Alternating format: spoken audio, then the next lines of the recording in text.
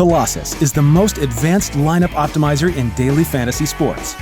Lock and exclude players. Adjust player exposure to reduce risk of injury or poor performance. Customize individual projections or upload your own projections. Generate hundreds of optimal lineups in seconds. Name and save the best lineups. Create winning lineups for the top sites like DraftKings and FanDuel for free at dailyfantasycafe.com.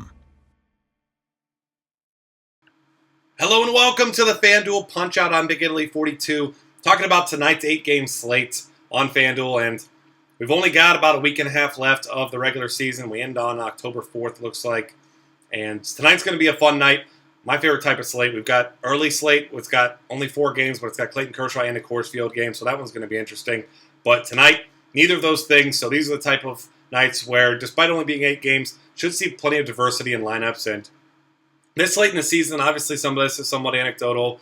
Everything's not all mental with players, but certainly players who have something to play for are, in a better spot to succeed. And it's not to say that every player is checked out if their team's eliminated from playoffs, things of that nature. But certainly there are some things to be said for it. I mean, we've seen this Tigers offense over the past couple weeks just look absolutely awful. This is a team that I've been liking to pick on. Obviously, this is a team that kind of sold at the deadline, and whether you believe in these things or not, like I said, somewhat anecdotal, but I like to target most of my players from games that actually matter. But obviously making an exception here at pitcher because I'm looking at Madison Bumgarner as the top option. I don't think it's close. $12,800 at San Diego at Petco against the Padres, who he's had a ton of success against this season.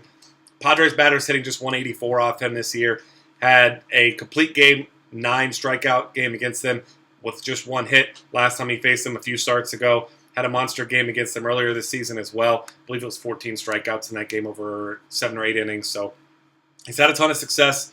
Did struggle in his 1 start at Petco. We know Madison Bumgarner is a better pitcher at home, but this is Petco Park. This is not a very good San Diego offense. He's a minus 160 favorite, which is not the biggest favorite on the board, but he is in He is in the lowest total of the night, 6.5 runs here. Ian Kennedy on the other side, and Giants offense hasn't been particularly great. They're not officially eliminated from the playoffs yet, but it's a matter of time, obviously. There's 7 games out of first with not very many more of the games than that left to go, so it would need more than a miracle. They've got a 0.1% chance that I saw on ESPN of making the playoffs. So that's obviously not going to happen, but what I think will happen tonight is Madison Bumgarner easily carving up this team, and that's the guy I'm locking into my cash games tonight. You've got other options. Chris Sale's the guy that I'm looking at more in tournaments. The Yankees team does hit left-handed pitching well. He's $12,300, and he's in Yankee Stadium. He's been good recently outside of that game against Minnesota, which he just somehow cannot get it done against Minnesota, obviously. But if you look at his logs recently, he's been good, but not Chris Sale good. Over his last 5 starts, 15, 0, 12, 12.33, and 14 points on FanDuel. Those aren't the type of performances you want to be paying for if you're paying over $12,000 for your pitcher. But Madison Bumgarner in better form recently, so that's the guy that I'm targeting. Over the last 30 days, 28% strikeout rates, 2.75 xFIP. He's got a swing and strike rate of 13.7%. Chris Sale's swing and strike rate just 10.3. I want strikeout floor. I want strikeout upside. And I think that Madison Bumgarner provides that more than Chris Sale does. There are some other options if you are going to pay down. I don't feel like there's a lot of must-have bats, so I'm completely fine with paying for Madison Bumgarner. But other options, you could look at Michael Wacha. He's been very consistent this season.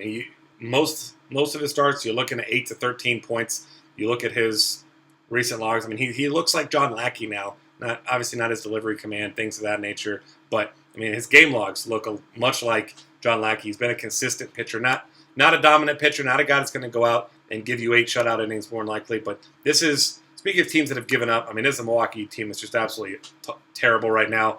We've been seeing them getting mowed down by everyone recently. And, Wacha's not in the best form recently.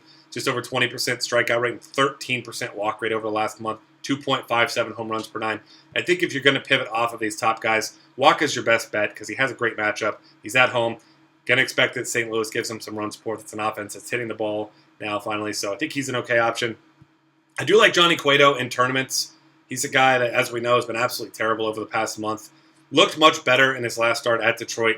Obviously, didn't get any help from his offense with Justin Verlander on the other side, but this is a guy that does have great stuff. He is a guy who, obviously playing for a team that's running away with their division, 10-game lead there. They're going to make the playoffs. It's a foregone conclusion that they're going to be in the playoffs, and they've got the best record in the American League as well. But this is absolutely a guy, though, that has great stuff, and we've seen him before struggle in October the few times that he has been there for the Reds. So this is a guy that I am a believer that's going to turn things around, and whether that happens tonight or not remains to be seen. But it's also feeding into his strengths, though, this matchup, because he's been absolutely incredible against lefties, even including his recent struggles, still just a 252 WOBA allowed on the season. So Johnny Cueto, a guy that I'm looking at in some tournaments. Other guys you can look at, Steven Matz against the Reds. Reds do have some power and some upside against lefties, but Matz has been solid. He's $8,600.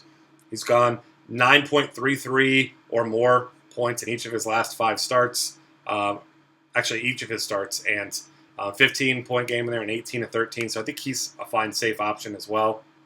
I'm not really looking at a lot of these other guys. I think Ian Kennedy's a fine tournament option at $8,200. He did have that really bad start at San Francisco 2 starts ago, but outside of that, he's been very good over the past month or so. None of these other guys really standing out. I mean, you've got guys that are pitching fairly well. Erasmo Ramirez has been pitching well, but I don't like his price tag, and you got to hate that matchup at $7,800. If you want just a super deep sleeper, I guess you can go that route if you'd like. Still not a guy I'm a big fan of. Jared Cosart's probably the other guy I would consider at $6,400 if you have to have a cheap guy. Not a lot of upside there, but he's a guy that keeps the ball on the ground very well. Philadelphia, as we know, just a terrible offense right now. We saw Adam Conley mow them down last night, and Cozart at least does a very good job of keeping the ball on the ground. All right, moving over here to catcher. There's John Jaso's facing a lefty, so I'm guessing he will not be in the lineup. Obviously, that's not a 100% guarantee, but he generally does not start against lefties.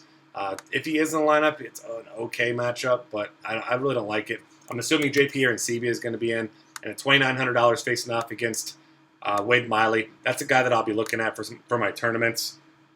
Outside of him at catcher, I'm probably going to be steering towards guys like Yan Gomes at $2,500 facing off against Kyle Gibson, who you got $2,500 guy here who hits for power, and he's facing off against a pitcher that's a contact pitcher. I mean, this guy is he's an average pitcher. He's got 308 WOBA allowed to righties, so not a guy you're going out of your way to pick on, but you're going to have to save some money somewhere if you're going to be paying up for Madison Bumgarner, and I think catcher is a perfectly acceptable spot for that because there really aren't a lot of big bats I feel like paying for. McCann's going against Chris Sale. You got Posey in a pretty tough matchup against Ian Kennedy, who's been better against righties than lefties. I like Travis d'Arnaud at Cincinnati against Josh Smith, but he hasn't been hitting the ball particularly well either. So I'm looking to save here. Yan Gomes makes a lot of sense. If Sal Perez is in, listed as day-to-day, was taken out for a precaution last night. But if he's in at $2,300, I think he's a fine cash game option for you also. First base options, there's plenty, as there always are.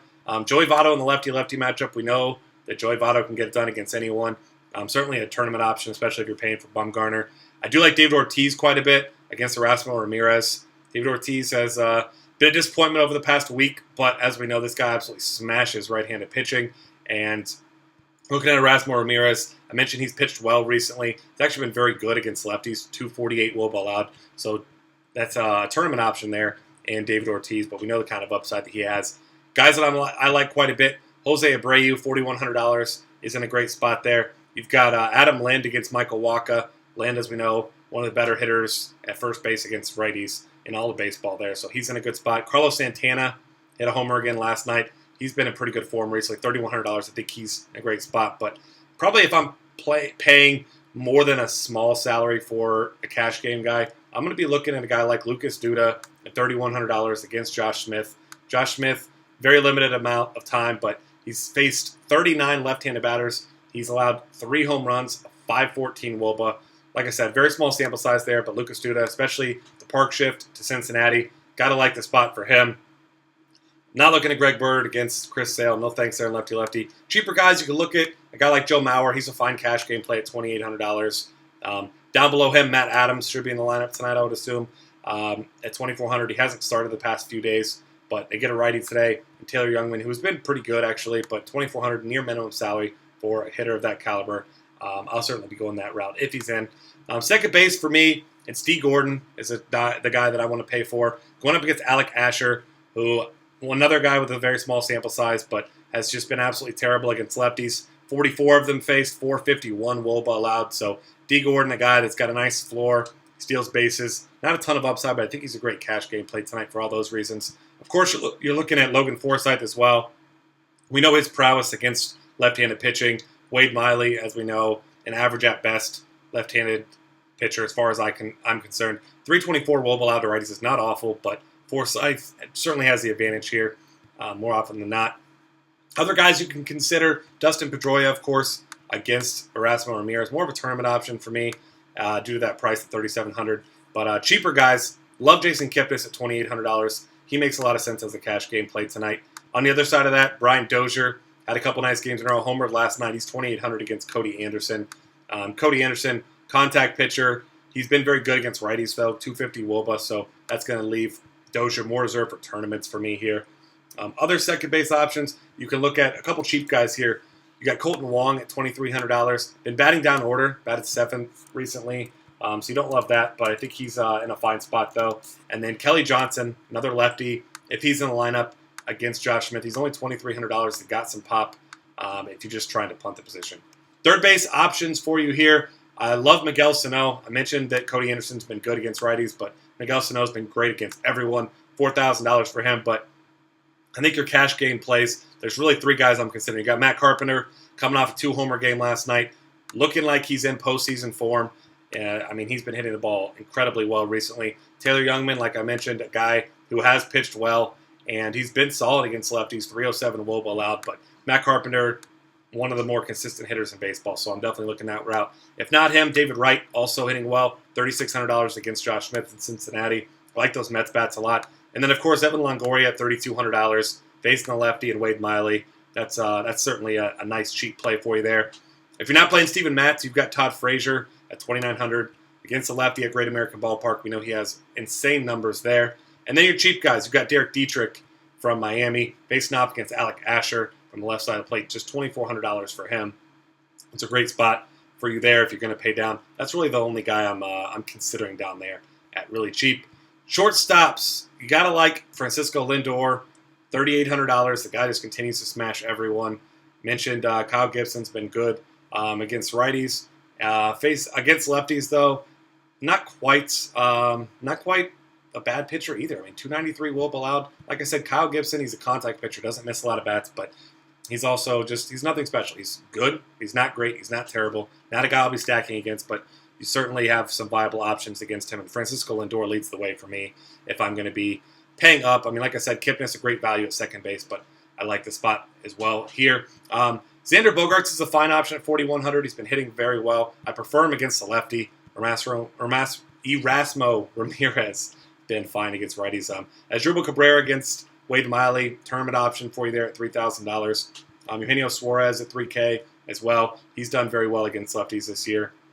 And then, of course, you're going to be looking down for cheap options, and there's not a ton of them here. You've got John Segura at $2,400. I really don't want to talk about. He's going against Michael Wacha, who I mentioned is walking a lot of guys. Outside of that, he's been pretty good, though. Going down even further, the Alcides Escobar train, I'm not going to say it's back on track, but he's hit well recently. A couple nice games in a row there, $2,300. You assume he's going to bat ninth, though, which kind of hurts his value there, certainly. Johnny Peralta's still sitting there at $2,300, but my favorite cheap play, I don't even think it's close, Brandon Crawford against Ian Kennedy. Ian Kennedy, as I mentioned, struggled with left-handed batters all year. $2,300 Brandon Crawford. I much prefer him to Johnny Peralta if you're going to be paying down. He's in a better matchup, and I just think he's a better hitter right now. Johnny Peralta has been average at absolute best over the past month or so. Outfield options here. Of course, you got Yoenis Cespedes in Cincinnati. Not going to take him much to hit one out of the park in this matchup against Josh Smith. You got some other options. Franklin Gutierrez against Johnny Cueto. I am going to throw him in a couple tournaments. He's $4,100. He's the 4th most expensive healthy outfielder right now. And Ryan Braun, if he's in, I'm still not going to be playing him against Wacha. I just don't like that matchup there. Nelson Cruz, if you're going to be a believer that Johnny Cueto still won't get it going, you certainly give him a look. But the guys I'm going to be looking at more, I really like Adam Eaton against Michael Pineda. Michael Pineda had a better start last time out, but still a guy that I don't have a whole lot of faith in. He's given up a 314 woba to lefties, which isn't bad by any stretch, but I'm just not a believer in his. Next up, I love a pair of Kansas City bats. I'm sure you know where I'm going with this one. Lorenzo Cain. If I can get him in my lineup against the lefty Paxton, I'm going to do that as much as I possibly can. Ben Zobrist as well. Looking for some other guys down a little bit cheaper. Christian Yelich, another lefty, picking on Alec Asher, who I mentioned has been absolutely terrible. Zobrist is $500 cheaper than Cain. I don't mind him as an alternative there. If you can't get low Cain, maybe even get both of them. Mikey Matuk at $3,200 against a lefty. This is a guy that's been showing some power. He's been doing it all. He's been absolutely great since he's been coming up. $3,200, getting a little bit pricey for him now. Not quite a value, but still a guy I'll be looking at. Tommy Pham at $3,200 and Jason Hayward. Two more guys have been hitting the ball well still. As you scroll down a little bit more, Randall Grichuk, we know has some power. Hit a homer last night at $3K. Not a guy that I love in this matchup because I mentioned Youngman has been pretty good. But certainly all the Cardinals guys are still in play for me, though. Matt Holliday is only $2,900, though. But certainly the longest track record of success among any of these guys. I'm really not touching these Yankee cheap lefties here. Ellsbury and Gardner against Chris Sale. He's, in my mind, the best in all of baseball against left-handed batters. So that's a big no thanks for me there. Eddie Rosario at $2,600 is a fine cheap option. If you want to go crazy, the one Yankees bat I'll throw in a tournament is Chris Young against the lefty and Sale. Don't have a whole lot of faith that he gets it done, but certainly a guy that I'll throw in there and give him a shot, maybe get a hold of one, and we know his prowess against lefties. Steven Souza, he's got a ton of power. He showed it last night, went 4 for 5. They get a lefty tonight. He's probably one of my favorite value plays. Should be batting around 5th or 6th tonight. And with that is going to wrap things up. Find us on Twitter at DF Cafe. Subscribe to our YouTube channel. We've got lots of great content to help you finish out the MLB season, get you going in NFL, college football, lots of other great stuff at dailyfantasycafe.com.